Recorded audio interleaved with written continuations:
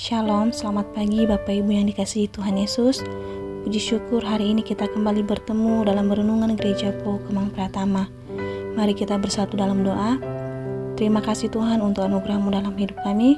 Terima kasih untuk sepanjang malam yang boleh kami lewati.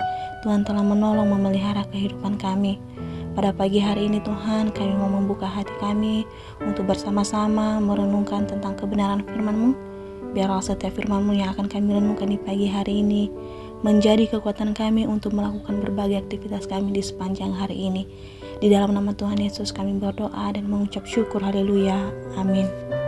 Tema renungan kita di pagi hari ini adalah dipanggil untuk taat dan beribadah kepada Allah, yang terambil dalam Kisah Para Rasul pasal 7 ayat 44 sampai ayatnya yang ke-53.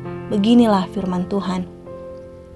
Kemah kesaksian ada pada nenek moyang kita di padang gurun, seperti yang diperintahkan Allah kepada Musa untuk membuatnya menurut contoh yang telah dilihatnya.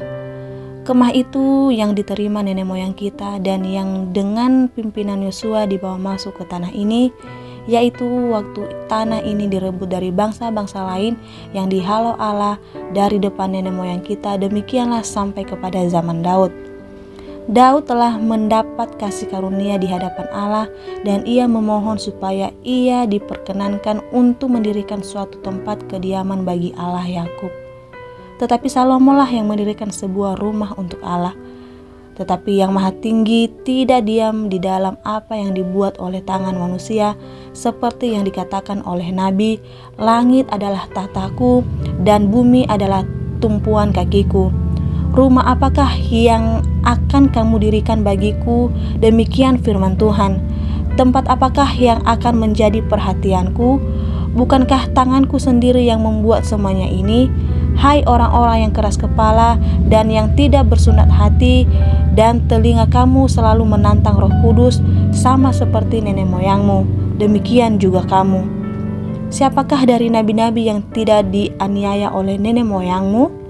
Bahkan mereka membunuh orang-orang yang lebih dahulu memberikan tentang kedatangan orang-orang benar yang sekarang telah kamu hianati dan kamu bunuh.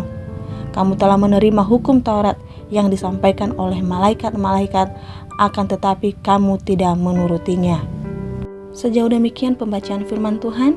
Bapak Ibu yang dikasihi Tuhan Yesus, dalam banyak hal manusia memang sering mendua hati, ingin bebas namun enggan melepaskan belenggu lama, ingin merdeka namun takut berjuang. Berapa lama waktu yang dibutuhkan untuk bersikap utuh? Allah telah memberi semua jaminan agar umatnya keluar dari perhambaan. Namun mereka meminta Harun membuat beberapa Allah untuk disembah. Allah perjanjian bukanlah Allah yang dapat diperbudak. Dia bukan Allah pemuas hasrat manusia. Dia adalah Allah yang esa, suci, mulia, besar, dan berdaulat. Umat Kristen dipanggil untuk taat dan beribadah kepada Allah. Karena itu waspadalah terhadap sikap memuji Allah yang sekedar untuk memperoleh sukses dan memuaskan diri. Jangan sampai sebutan sebagai orang-orang yang keras kepala, yang tidak bersunat hati dan telinga, menjadi pradika kita. Bapak Ibu yang dikasihi Tuhan Yesus, tempat kediaman Allah, Allah mengingatkan bahwa Yang Maha Tinggi tidak diam di dalam apa yang dibuat tangan manusia. Kita bisa lihat di ayat 47. Saat ini gereja dikenal sebagai tempat kita beribadah kepada Tuhan.